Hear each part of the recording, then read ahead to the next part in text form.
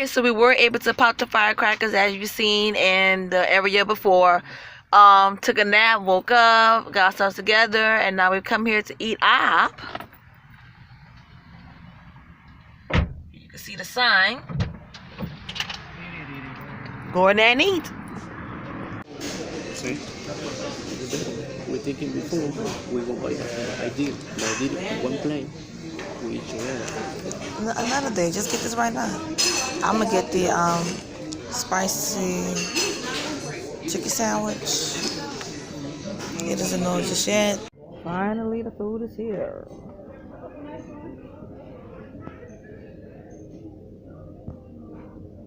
Chicken sandwich, hamburger. Let's eat. I'm so grateful that my New Year's Eve has ended great, and it was peaceful and it was enjoyable with my family. I just am grateful and blessed to see a brand new year, 2019. I mean, how crazy has it just come about, and how quickly and fast 2018 started. It ended so quickly, but so grateful that I'm still here. I'm a survivor, I'm living, and I got a story to tell.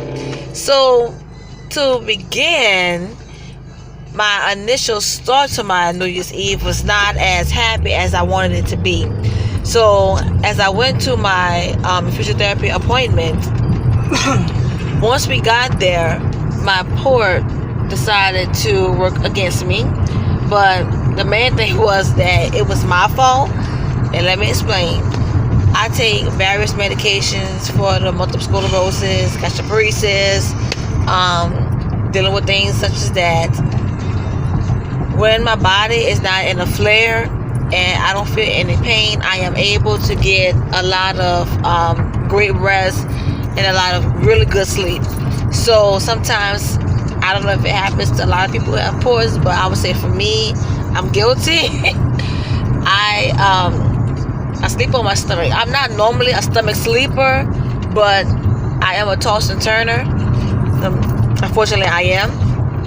But a lot of times I can sleep on I'm left-handed, sometimes I sleep on the right side. But it kind of like depends. Since my port is on the right side, I am just trying my best to get the best position to sleep as good as possible, where my port is not affecting me, also that my body is not affecting me. So make sure everything is on the up and up, where I can get a really good, nap or a really good night's rest. I'm happy. But when it was trying to flush it, the port was not working because the needle was bent. I mean, literally bent. So all the IV fluid from trying to flush the line, even the heparin was not going through by the needle becoming bent. So it was not working in the nurse's favor at all for that to try to take place and for it to happen. So that was a crazy experience right there. Then move forward, the nurse tried to say, well, we're going to take it out and reaccess it. I didn't have any numbing cream. I did have my numbing cream, but they tell me to put my numbing cream on an hour before. I already had the access, meaning I went there with the needle in.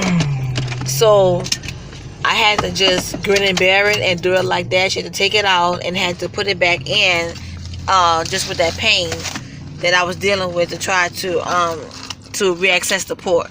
So that was totally unfortunate. I'm bending down because my hubby's about to go into the gas station. So that was totally unfortunate. She tried twice. It did not work. So she called in one of the other nurses, and he's really good. I didn't want to make her feel bad because she wasn't doing too well, and she kept trying to make failed attempts. But at least she tried. But sometimes issues like that, it doesn't always go well because you don't want to hurt the person's feelings. You don't want to be mean to them, but you just have to let them know, okay, you've tried once, you tried twice, it's hurting, it's not working, you tried multiple attempts. Put your pride on the back burner, put your pride out to pasture, and let's get someone who's a little bit better than you in this area to take care of this situation. And when he came in, I mean, one stick, boom, boom, bam, that was it. We were done and started my infusion therapy. The only other thing about it was that when the liquid from the blood, the heparin, and also the flush was running down my shirt, she put like the little, it's not a towel, it's like a little paper thing that they use to keep over your clothes. So she put that there, but it still was not. I didn't realize how much my shirt was soaked until I looked down and I felt cool, because in hospitals it's always cold. So I have they give you a warm blanket that feels so amazing. I feel like I just took it out of the dryer. We just come out the little it comes out the little warmer that they have to keep the sheets in, well, the covers in. So it feels amazing. But once I felt my arm and my shoulders was wet, I was like, what in the world is going on? And I looked down, I seen all the blood on top of my shirt, and I said, look at my shirt. And she looked and she was like, this here. And I had to ask her, well, can I have a napkin? Can I, damp this here? My husband had got up to get it for me, but she didn't want him to be in the way. But I'm feeling like this here, this is something that's just obvious, something that's common sense. You should have more than one layer of a sheet or a towel there, knowing that you have liquid that is spewing everywhere, and knowing automatically from the first try that the port was not working, whether you knew it, that you knew if the needle was bent or not. That's not the case. Once you seen and once you knew that this was going to be trouble, that it was not working, and you see the liquid, that's why I didn't feel it. But once you seen it squirted down my clothes, you should do something about it. And so my husband seen it, and he got up to action and put the towels there, and she didn't want him in the way. But I'm feeling like, well, he's just using common sense.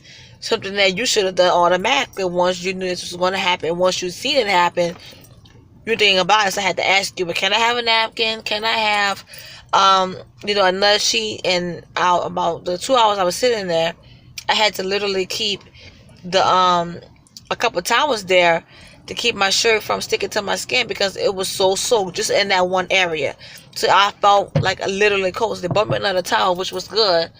But I was like, oh my gosh, I'm looking at my shirt. I haven't worn that shirt in such a while, but it wasn't a cheap shirt that I had on, and so I was kind of upset about it. She did apologize, but I'm thinking, if you would have thought things thoroughly out, once you approach the situation, I wouldn't feel so perturbed and aggravated about my blouse. But I can rinse it out, and get the stain out. It just was the fact of the matter to have to ask something that should just be automatic. It's like when you go to a restaurant, you don't have to ask for napkins. They should just automatically give it to you. Or you go to get a hamburger through the window, why does it ask you for ketchup? Even if you say no, they should still automatically say, okay, well, put the ketchup in the bag.